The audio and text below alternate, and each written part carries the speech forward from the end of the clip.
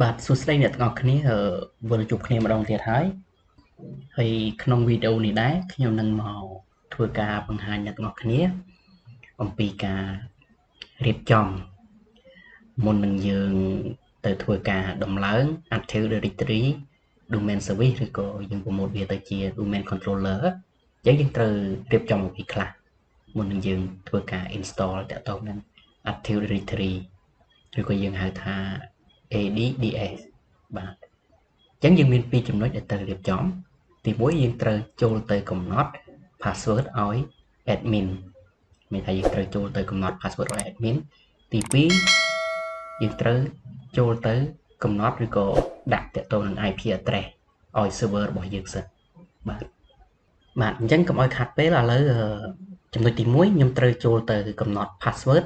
ឲ្យ admin របស់យើងសិនបាទអញ្ចឹងដើម្បីយើងចូលទៅកំណត់ password ឲ្យ admin យើងបានបាទអញ្ចឹងមុនដំបូងយើងចូលទៅក្នុង server manager របស់យើងមកបាទអញ្ចឹងយើងចូលទៅកន្លែងនេះប៊ូតុងកន្លែង start នេះកន្លែង start នេះបាទហើយយើងជ្រើសយក server manager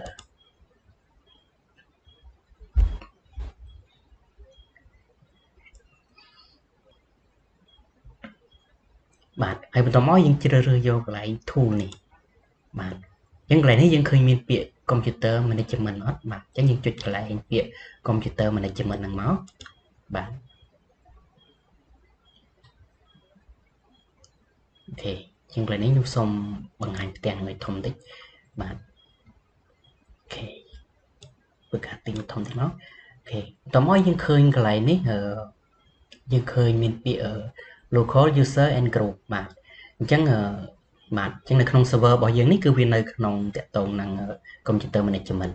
បើនៅក្នុង computer យើងធម្មតាយើងអាចចុចទៅលើ PC របស់យើងមក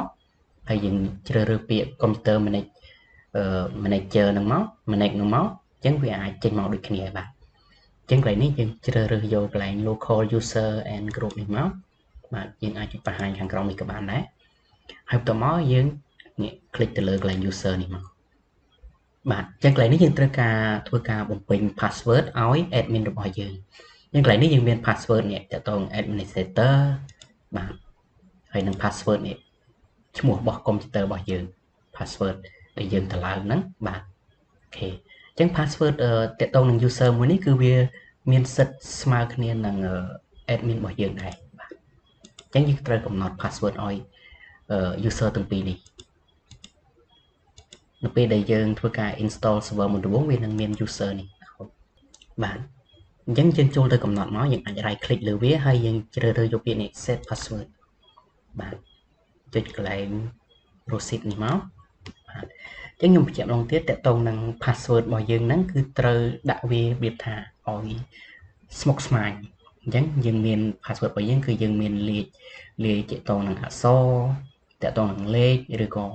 តកតងនឹងនិមិត្តសញ្ញាផ្សេងអញ្ចឹងទៅដើម្បីងាយស្រួលកុំឲ្យគេមានថាងាយនឹងរាវរកឃើញ password គឺយើងវាត្រូវដាក់ឲ្យ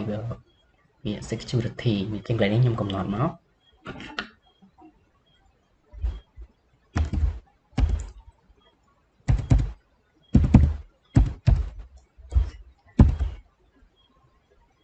អូខេ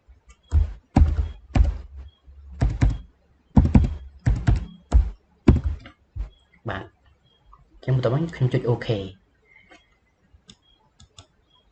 អូខេអញ្ចឹង password របស់យើងអូខេគឺកំណត់រួចហើយ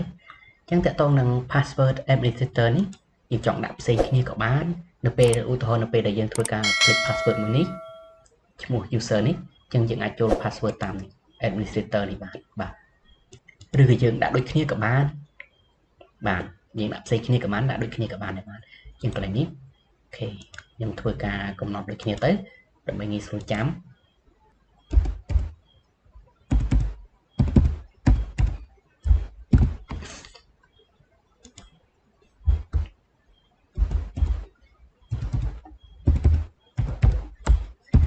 បាទខ្ញុំធ្វើការចុច OK អូខេចឹងកន្លែងនេះយើងកំណត់រួចបានហើយអូខេចឹងកន្លែងនេះយើងអាចចុចខ្វែងបានបាទអញ្ចឹងកន្លែងនេះបន្ទាប់ពីយើងធ្វើការដាក់ password ឲ្យ admin ហើយជំហានបន្ទាប់យើងត្រូវធ្វើការទៅកំណត់តាក់ទងនឹង IP address ឲ្យ server របស់យើង ជាងកន្លែងនេះយើងអាចចុច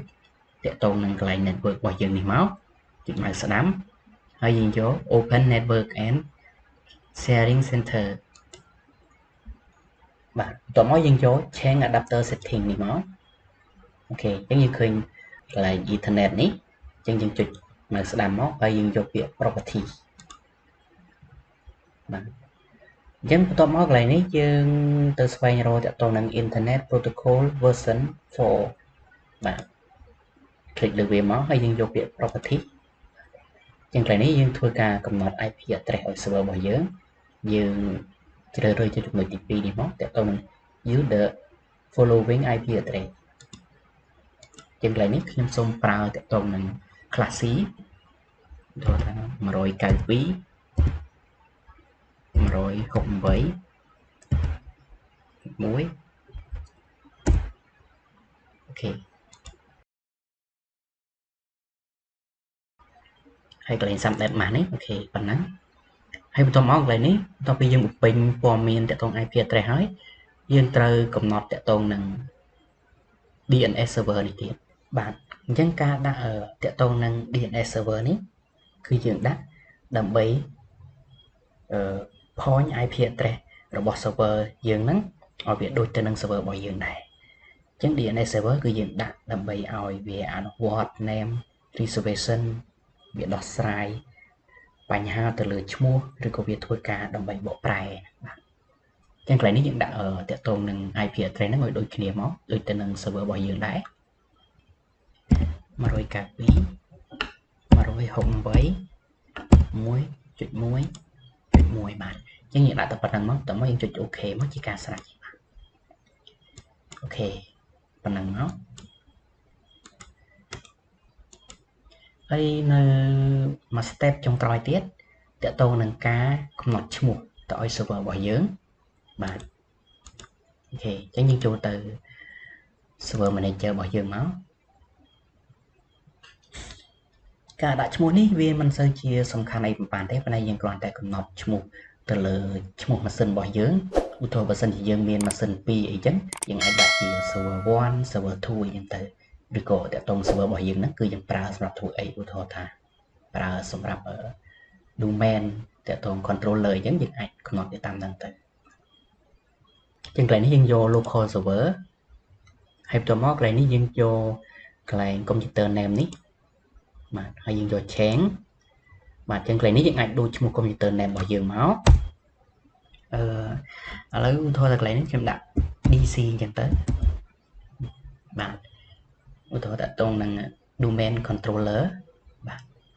ដល់មកខ្ញុំធ្វើការចុច OK អូ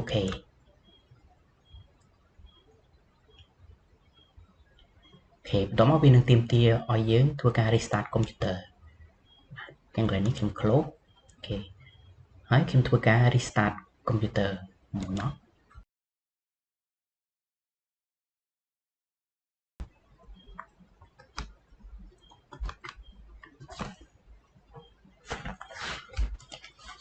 អូខេ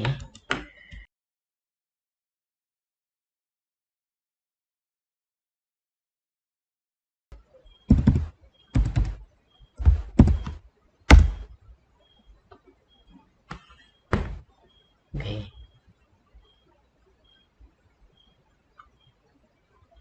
បាទអញ្ចឹងក្នុងវីដេអូនេះខ្ញុំបង្ហាញតែប៉ុណ្្នឹងសិននៅក្នុងវីដេអូក្រោយខ្ញុំនឹងបង្ហាញអ្នកនរគ្នាអំពីការ install តាក់ទងនឹង Active Directory Domain Service ហើយនឹងការ promote Domain Controller ទៅជា Domain Controller